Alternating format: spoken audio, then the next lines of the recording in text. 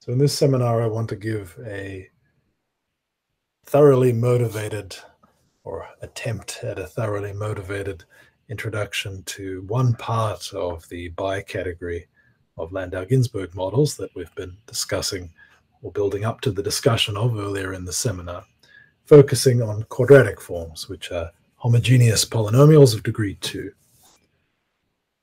So the title of the talk will be Monoidal Bicategories of critical points.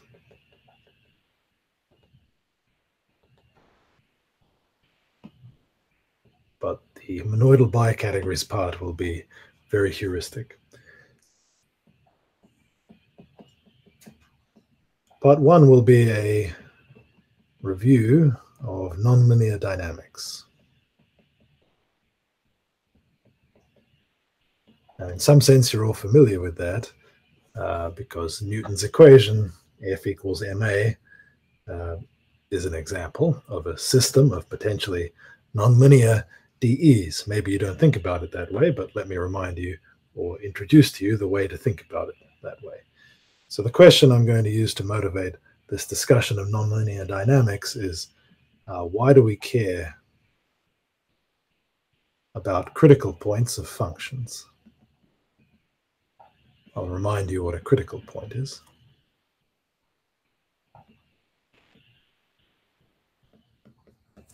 So a critical point of a function, maybe I'll use h since that's the letter that will come up later. So remember that a critical point is a point x in the domain of h at which h vanishes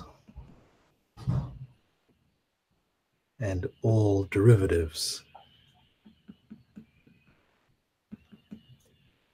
of h vanish. So that's a critical point.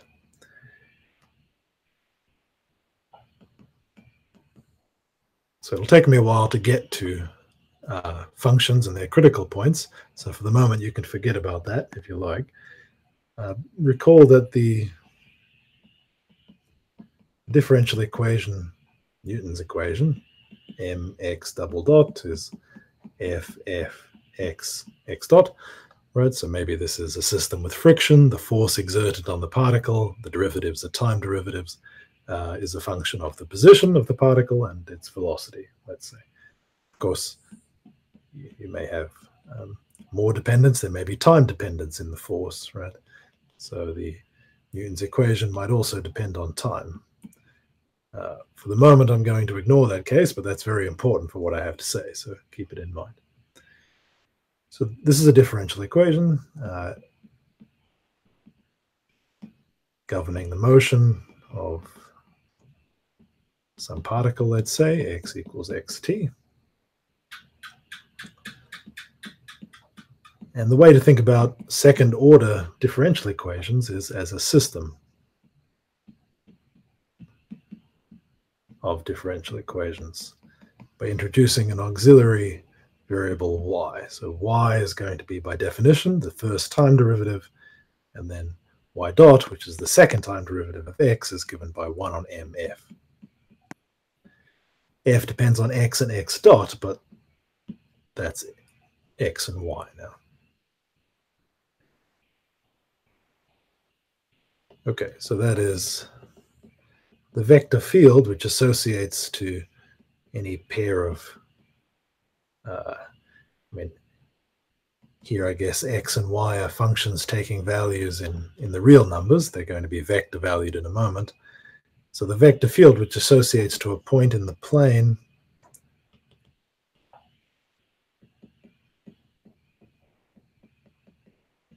the vector, which is the right-hand side of that system, namely y 1 on m fxy,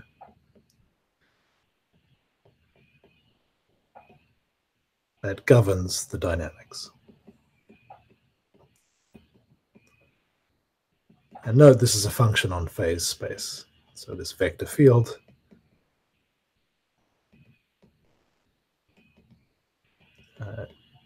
is on phase space. Phase space is just the space of configurations of our particle. In this case, its position and velocity. Okay. And as I said already, I won't repeat it. If the force depends on time, then this vector field also depends on time. So if I were to introduce a time dependence to the force, so maybe there's if I'm talking about say a pendulum or a particle undergoing a restorative force from a spring, maybe there's a motor which has some period, and so the force exerted depends on t. Then this vector field is a time-varying vector field, right? So there's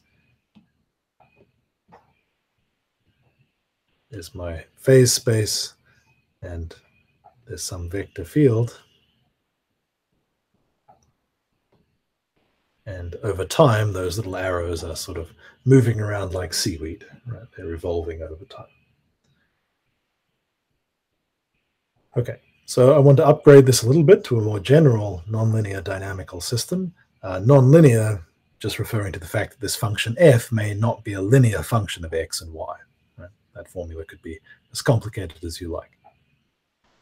So I'm going to first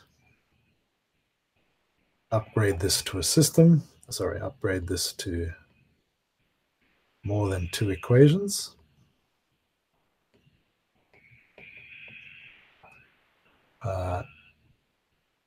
And then introduce the idea of a potential. So the word potential has occurred in the seminar series before as the name we give to a polynomial with certain properties, and that's in a sort of geometric context, but the origin of the word is from this physical context. So a potential is just a function whose gradient gives you this vector-valued function on the right-hand side here, but that's coming up. Any questions at this point?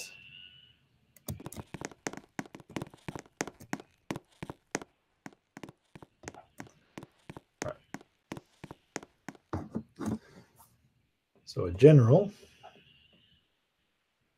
nonlinear dynamical system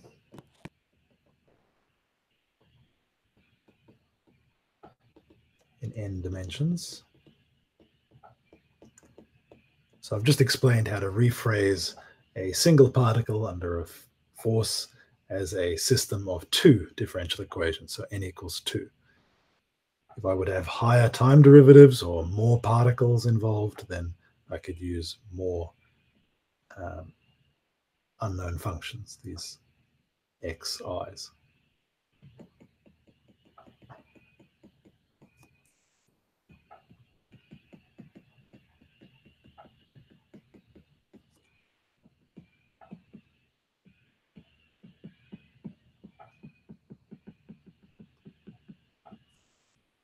Now I can summarize all of that data in a single function, which I'll call f, which takes in these n inputs and gives out this column vector. These don't have to be, well, let's assume they're the same number. Okay, so f takes values in Rn. F of x bullet is just the column, sorry, x underline is just the column vector.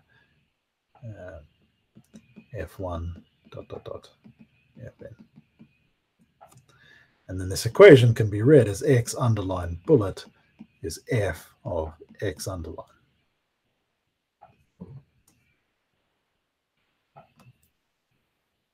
So again, the analysis of this system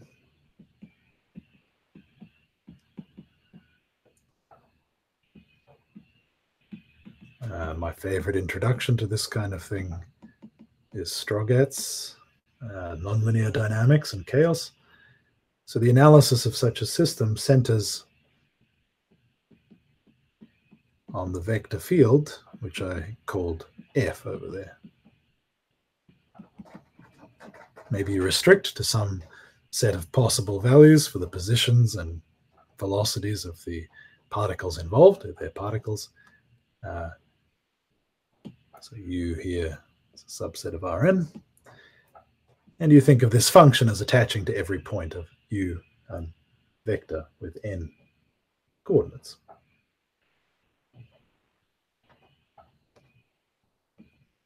So again, we're interested not only in systems like this, but systems that may have may explicitly depend on time, or maybe just some other parameter.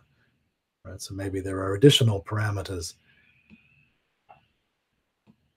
in these functions which can vary over time. So that's pretty natural. You might have, say, a spring constant, or the temperature, or some other parameter, which in practice, physically, is never, many constants really are constants as far as we know, but say a spring constant is not strictly speaking a constant. It varies over time, or at least it may infinitesimally vary and be perturbed in some random way. So there may be many parameters in your system, and varying them will change the dynamics. Okay, so that means we're interested in one parameter families of vector fields. So any parameter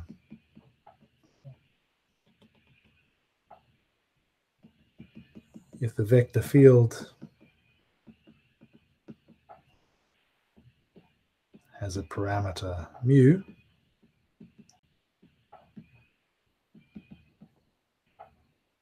so that is,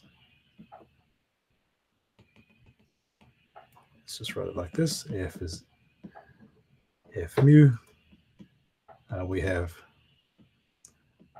a one parameter family of vector fields. I want you to just think of this as being the vector field determines the physics, and well, there's maybe all sorts of natural variations or perturbations in the forces and other constants involved in that physics. So that vector field is always jostling around a little bit. It's never, it may not be strictly speaking constant.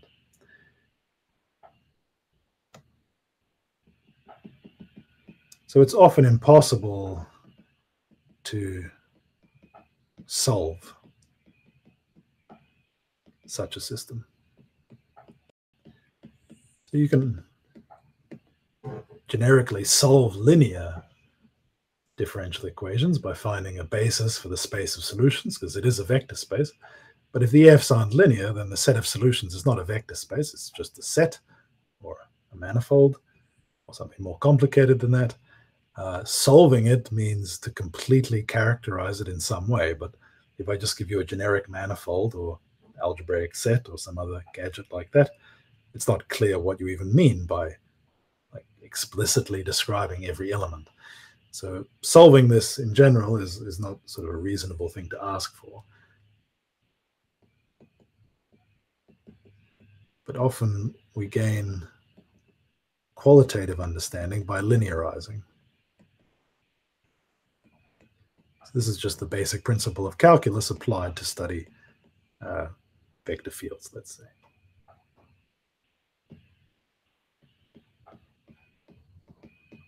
So we can linearize this function f near points in its domain. That is, we can try and approximate this function f by a linear function. And then we can study the linear algebra of that approximation. And if you look at Strogatz's book, for example, which is all about that, this analysis is organized by the following concepts. First of all, fixed points. So these are the concepts I really want to introduce in this series. So what's a fixed point? If you have a vector field along which, so that's a field of force which a particle is experiencing, a fixed point is a place where the particle experiences no force. That is, it's a point in the domain of f with f of x, the zero vector. One also cares about closed orbits and limit cycles. Those are very interesting, but not the subject of today's talk. The first and most important thing to could be concerned with are fixed points. Let me give an example and then explain why fixed points are important and how one linearizes. And that will lead me to quadratic forms and to Clifford algebras to their categories of modules, to functors between them, and then to bicategories, all in whatever time I have left, which is what? Yeah, we should be okay. Any questions so far?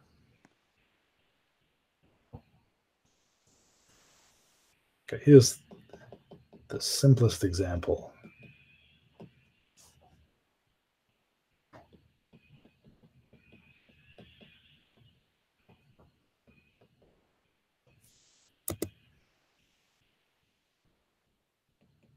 Here's a system with n equals 2. You could think about it as coming from the prescription that I gave earlier for generating such systems. So x1 dot is x1, x2 dot is minus x2. So these are independent. And if you've solved DEs, you'll know what the general solution looks like. This is, of course, a linear system of uncoupled first-order DEs.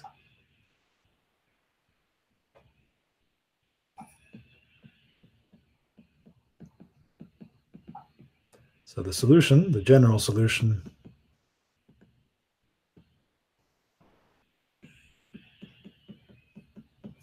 is this.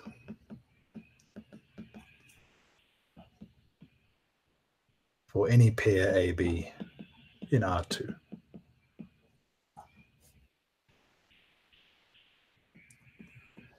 The so-called phase portrait, which just plots all these solutions on a single graph or some representative set of them, looks like the following.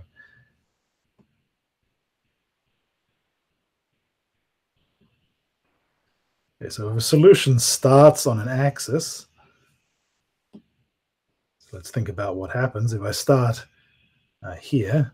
So x2 is 0, so x2 won't change. x1, well, here it's positive, so x1 dot is positive, so it will move to the right. So if I start on the x-axis, positive or negative, if I start on the positive x-axis, I'm going to move to the right. Negative x-axis, I'll move to the left. Similarly, positive y-axis, x or x2 axis, I guess, as I've written it here. x2 dot will be negative, so the trajectory will go towards the origin. The origin is a fixed point. A solution starting at the origin will never leave it. And then the rest of the trajectories are usually sketched from this.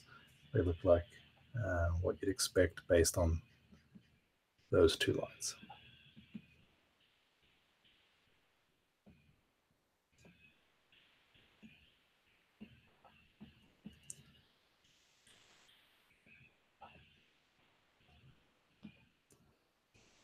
All right, so what's the point of drawing this picture? The takeaway from this picture is that the dynamics, which means all these solution trajectories, are completely determined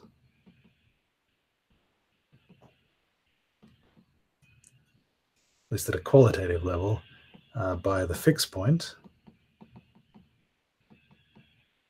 That is where it is, so its location, and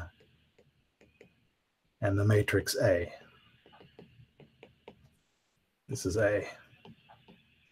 What do I mean by determined? Well, A, the way it's written, it has two eigenvectors with eigenvalues 1 and -1. Those eigenvectors, which are both, the eigenspace for the first eigenvalue 1 is the x-axis, and the eigenspace for -1 is the y-axis, the 1 corresponds to the fact that solutions escape from the origin along that axis, and similarly, they converge to the origin on the y-axis. So just studying the eigenvectors and eigenvalues of A and knowing where the fixed point is enough to determine, if you're used to this kind of business, exactly what this phase portrait looks like and therefore what the dynamics are. So that's what I mean by linearization, except in this case, it's linear already.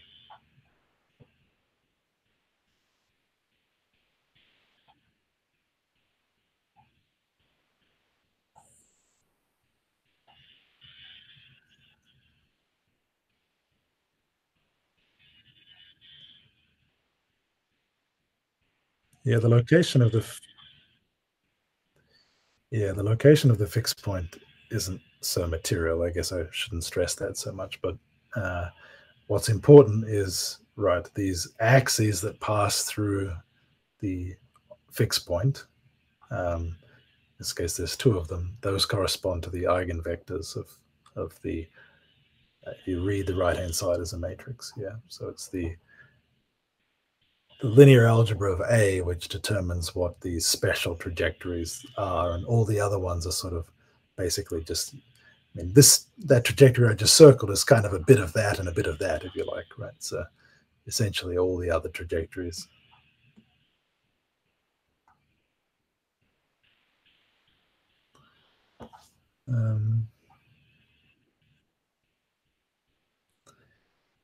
Yeah, in and of its, I mean, the fixed point's interesting because in a sense it's boring, right? I mean, if you start at the fixed point, nothing happens, but the fixed point kind of determines what happens around it, right? So this, this example's too simple to really see it, but this matrix A is what you get by taking the derivative of the right-hand side here and substituting x1 equals x2 equals 0. So it's somehow associated to the fixed point. So even though the fixed point has nothing interesting dynamically about it, what's happening at the fixed point nonetheless dominates what's happening nearby, in the sense that all nearby trajectories, So I don't think I actually have a. Oh yeah, okay. So we'll do an example where there's actually a linearization involved in a moment, and then hopefully that'll be a bit clearer.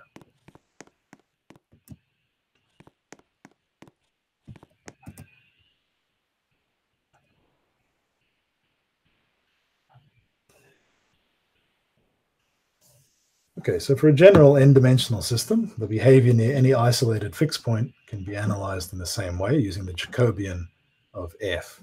So remember, f was this function from u to Rn, where the dE was this, and by the Jacobian of f, I mean the matrix which computes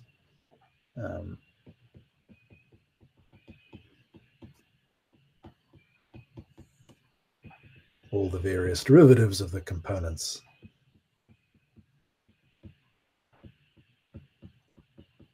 of f. So in the example we just considered, the Jacobian was exactly the matrix A. Well, this is a function, right? So the Jacobian is itself a function. You tell it where to evaluate those derivatives, which is a point in U, and it outputs an n by n matrix of real numbers. So if I were to evaluate that matrix, we should just do it.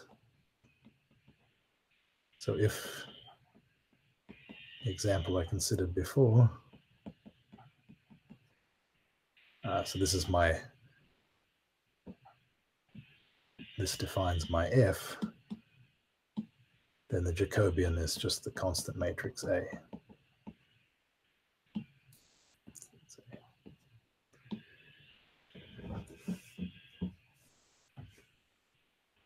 Okay, so far I haven't introduced potentials, and we're just talking about vector fields. So let me now, this is the next ingredient.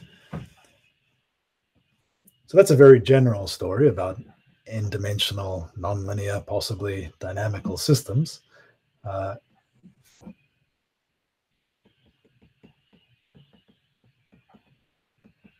But if U is simply connected, meaning that there's no holes in it, so it's not like an annulus, so that's not simply connected, but a disk like that is simply connected. If U is simply connected, and F is what's called irrotational, it's a physical term, mathematicians would say it differently,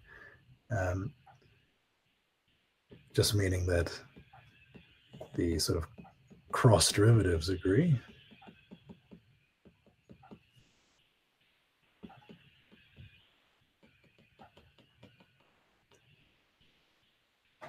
Then there exists function h, real valued function, so not a vector valued function like f, whose gradient, so that gradient associates to every point of view a vector, namely all the partial derivatives of h, that's equal to the vector valued function f.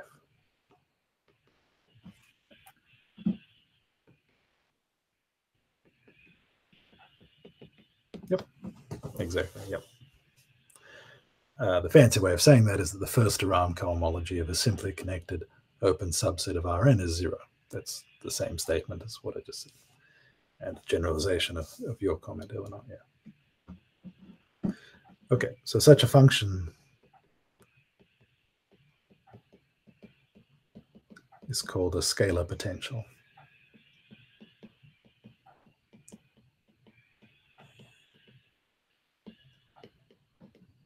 For f. Okay, so that's not every system has a scalar potential, but it's not unusual for one to exist, and we're going to, from now on, focus on those systems. So let's consider systems.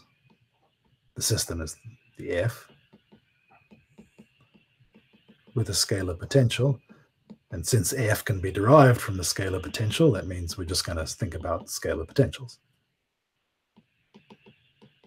So that's when we switch to thinking about smooth or analytic or reasonable functions h on some open subset of Rn.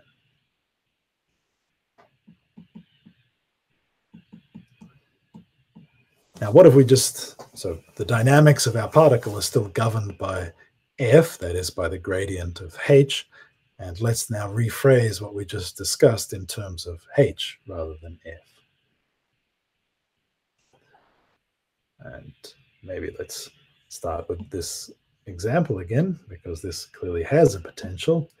In this case, if I take h to be x1 squared minus x2 squared, then the gradient of h is 2x1 minus 2x2. So I guess I need to put a factor of a half in there. So that's my f.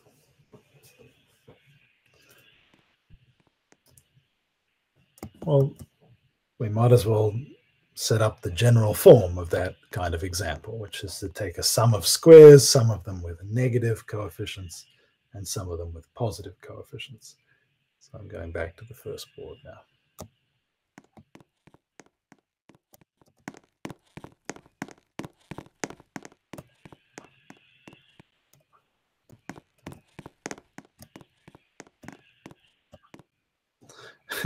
Yeah, I'm controlling that character even though I can't see them because I'm doing the recording on that machine. So it's a little bit of a kind of a interesting, yeah, there we go.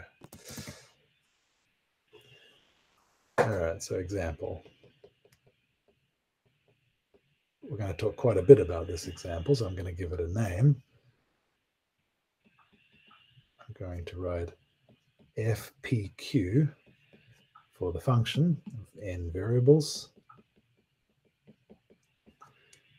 So p plus q will be n. P and q can be 0. So that'll be the function, which is p squares minus q squares.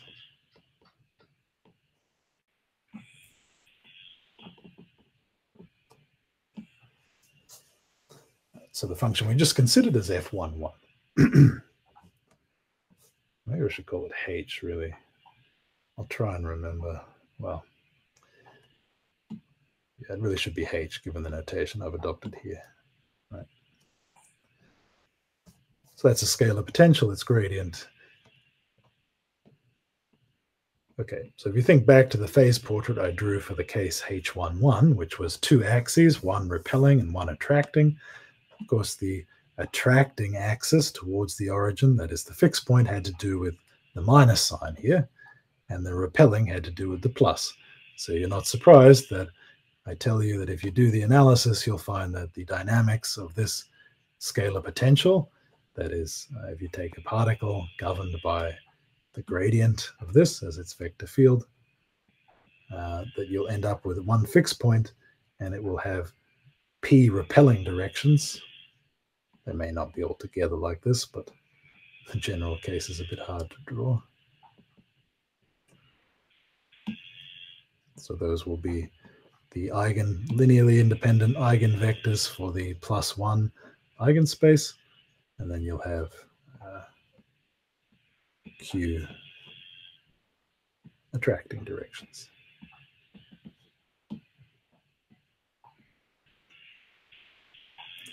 And then trajectories in between will do the natural thing, do something like that, and so on.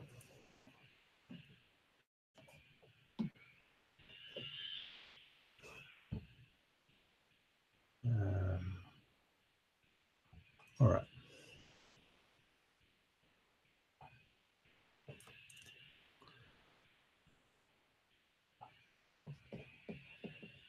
So now we're considering systems which have a scalar potential. Note that fixed points of the system, i.e. places where the vector field is 0, well, that's the same as the gradient of h being 0 by definition.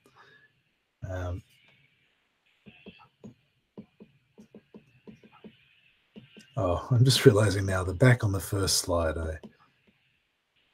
I made a mistake that's now coming back to bite me. So I said a critical point of a function is a point where it vanishes and has vanishing gradient, but that's a singularity. So I made a mistake there. The critical point is just where all the derivatives vanish. That is where the gradient is 0, which is a fixed point of the associated system by definition. So I said that to a first approximation, what determines the dynamics is the fixed points.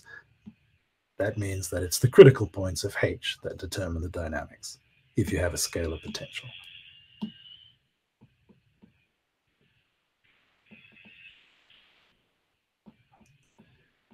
Determines dynamics in the sort of subtle sense that I sketched earlier, that linearizing around that point, what happens near there is determined by the linear algebra of the approximation of f near the critical point.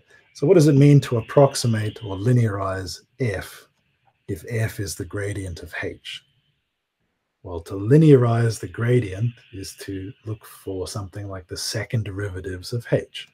So then you're not surprised if I tell you that it's the Hessian of h, which is the relevant linear algebraic object which governs the dynamics. So now let me actually state a theorem, which is the Morse Lemma.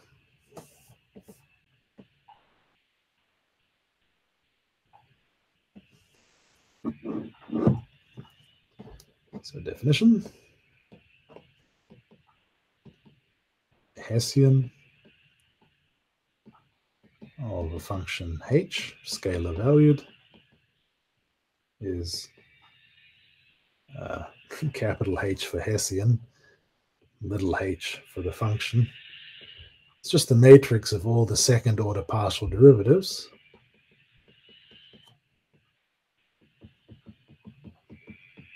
Of h. That's a function. Again, it's a function that takes values in U and outputs this matrix, which is an n by n matrix.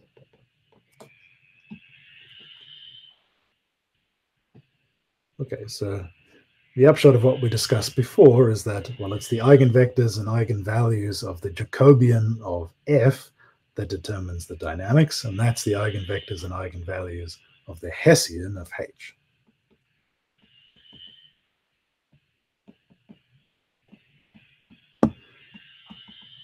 This is an assertion at this point. It's not a theorem because I haven't really told you how to do this kind of linearization. Obviously, the Hessian of h is throwing away a lot of information, all higher order information.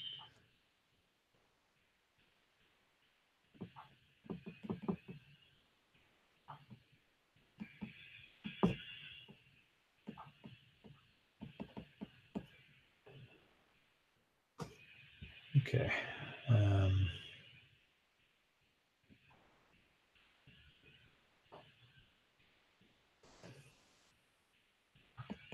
So now let me finally get a bit more precise about that. So first I'll give a physicsy statement, and then I'll give the statement of the actual Morse lemma. So let x star be a critical point.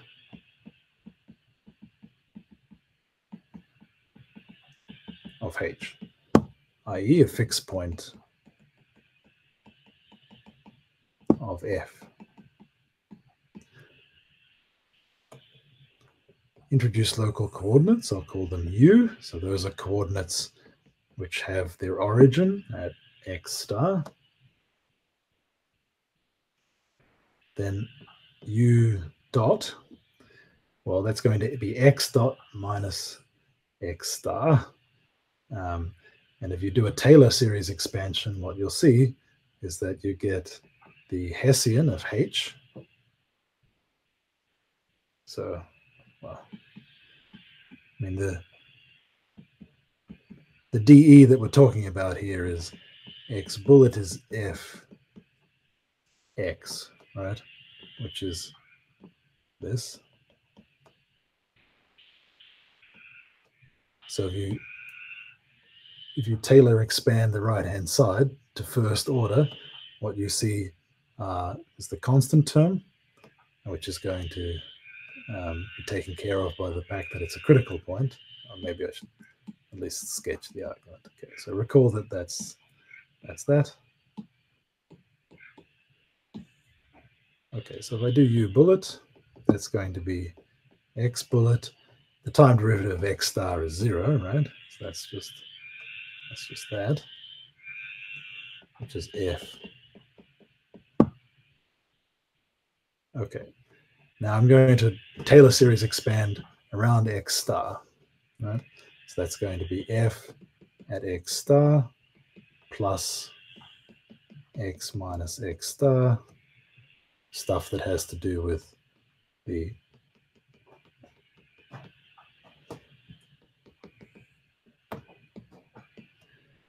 f is vector valued, so don't take this too literally, right? But I'm just Taylor series expanding. Notice, though, that this is 0, right?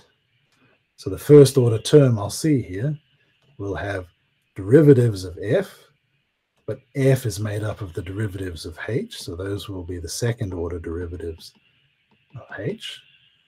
And then this term here is just u.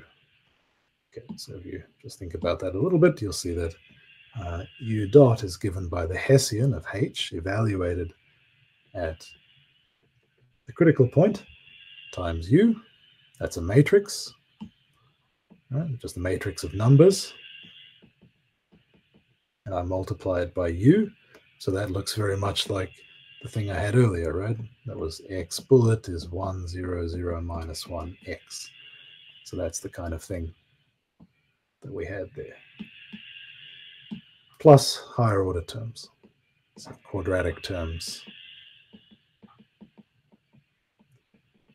in u and higher. And that's from the rest of the Taylor series expansion here.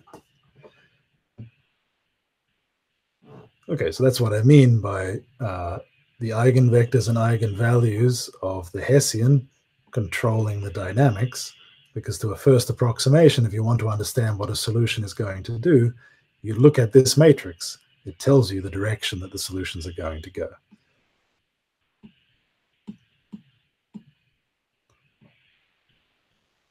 But there's these terms here, and you don't know that you can neglect them. But there is a special case in which you can completely eliminate all those terms by a change of variables, and then you literally have a linear system. That's the subject of the Morse lemma. Okay, so let me give that statement. Let's check the time.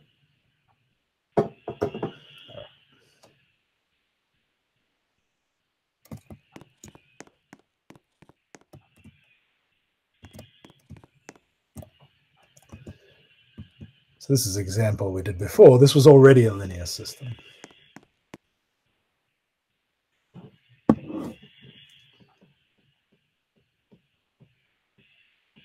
But quite generally, we can reduce the study of nonlinear systems to, at least locally, linear ones. And the Morse lemma is the key to doing that. So in the situation I just discussed, so H is, let's say, smooth, but at least twice continuously differentiable. If you take the Hessian of that function and evaluate it at a critical point of H, and if that matrix of numbers is invertible,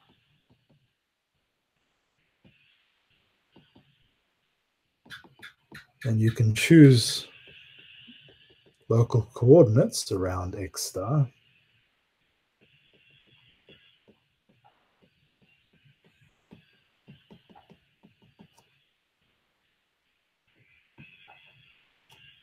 where in those local coordinates your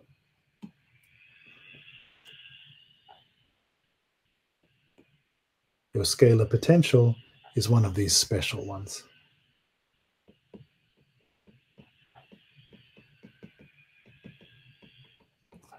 So that is, in your local coordinates, H looks like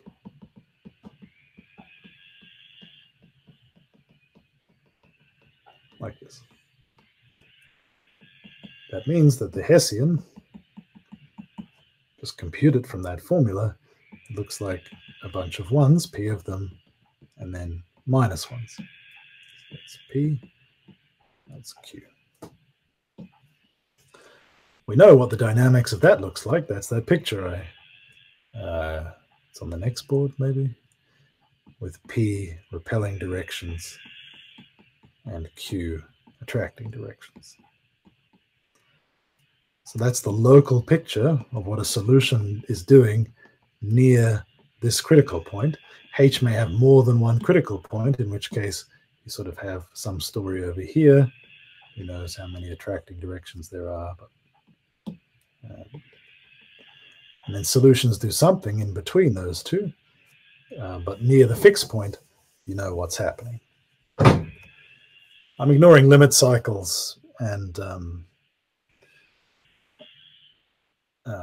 closed orbits, which are also very important. And you know, this story is really not complete without discussing them. But so you know, there's also some closed orbits over here, possibly, that we're excluding from the story.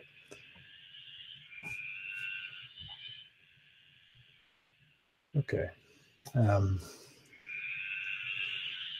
So what is the point here? The point is that if this matrix is invertible, then you can eliminate all the higher derivatives. You can swallow them into the coordinates. And then you literally just have that second order information from H dominating the dynamics.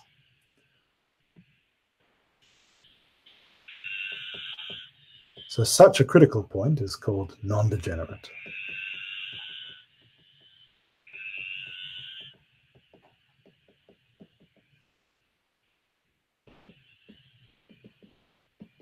So the Hessian of your function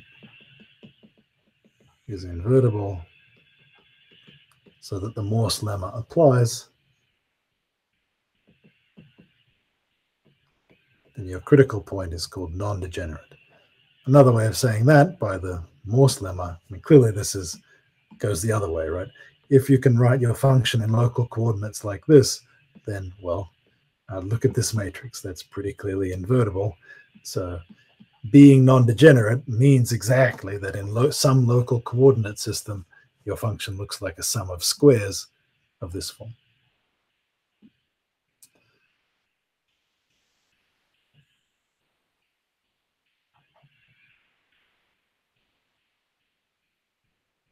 Absolutely. Yeah. Yep. Yeah, that's a good point. So what you learn about when you first start graphing functions of two variables is that you have three cases. Really, I guess you could say four, but of course, these are just related by a change of coordinates, right? So there's nothing sort of special about that.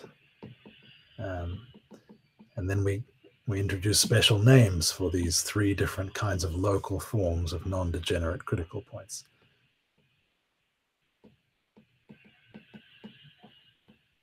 So this one looks like x1 squared plus x2 squared. That's a local min. This is a local max. And that's a saddle. So that's the classification of non-degenerate critical points in two variables. This is the classification in arbitrary numbers. Yep.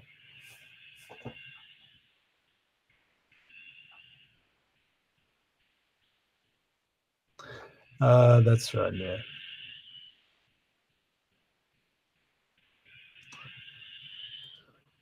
The domains geometry, I mean, as long as we're talking about manifolds, this all applies.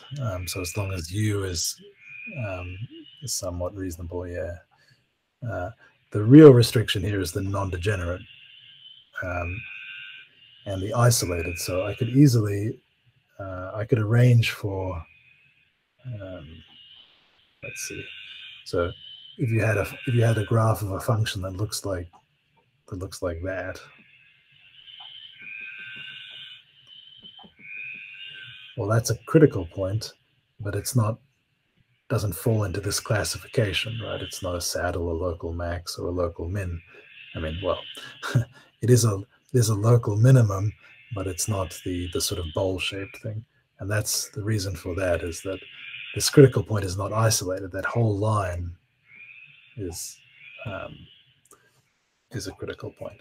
So there's sort of there's a hypothesis of being isolated here, which is part of the classification. Okay.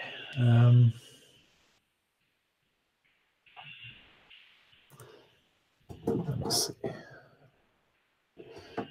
Yeah, I think I'll just make a couple of simple remarks and then leave the rest till next time. So I've been stressing since the beginning that I don't just care about vector fields. I might care about time-varying vector fields. And the reason to emphasize that is that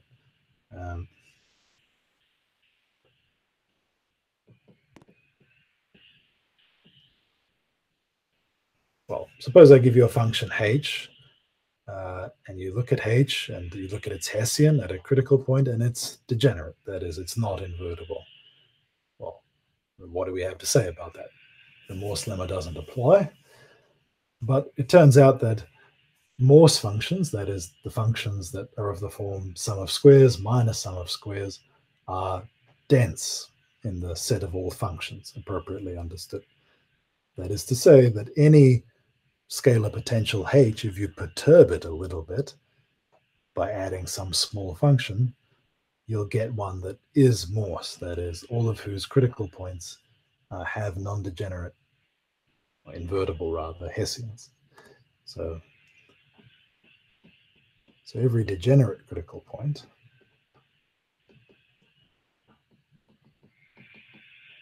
so just to spell that out, so that means i.e. that's an x star in U with the gradient of h at that point 0, but the Hessian of h at x star not invertible.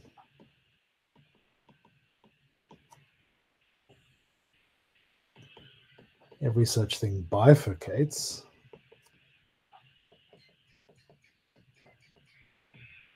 into some non-degenerate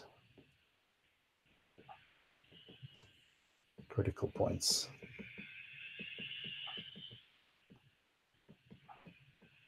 After an arbitrarily small perturbation.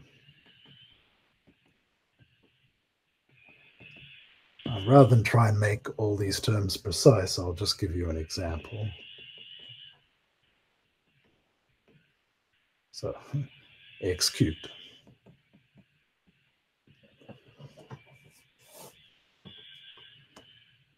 Okay, well, as we learned in first year calculus, if you look at that guy, that's 3x squared. That certainly vanishes at x equals 0. So let's call x star 0. That's our critical point.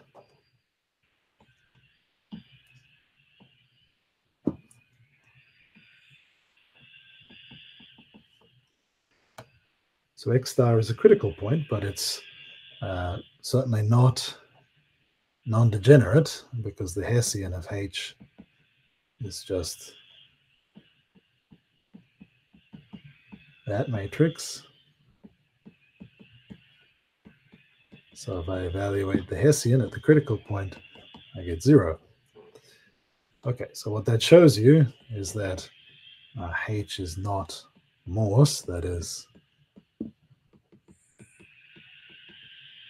not a sum of squares in local coordinates near 0. And we know that, right? That's not a saddle point. It's not, doesn't look like x squared or minus x squared. So it just doesn't fall into that classification on the previous page. That's because it's a degenerate critical point.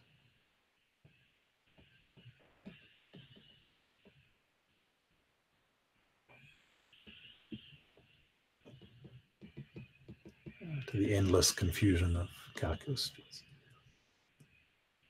All right, well, I'm claiming that there's a way of perturbing this function that turns this degenerate critical point into perhaps more than one non-degenerate critical point. And here's the perturbation. So consider the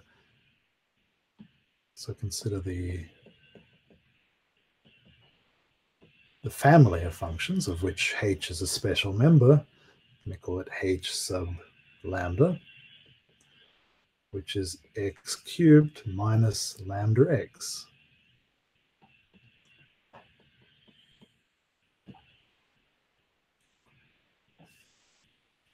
Well, okay, so for any value of lambda, I can consider that function. So H, if I put lambda equal to 0, of course, that's my original H. But for every lambda greater than 0,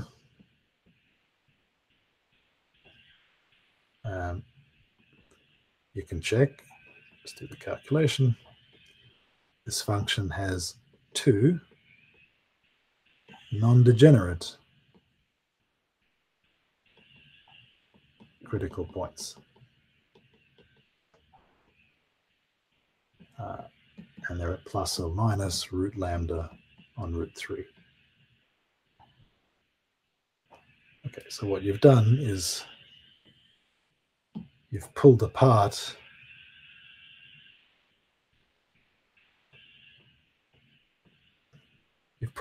that function.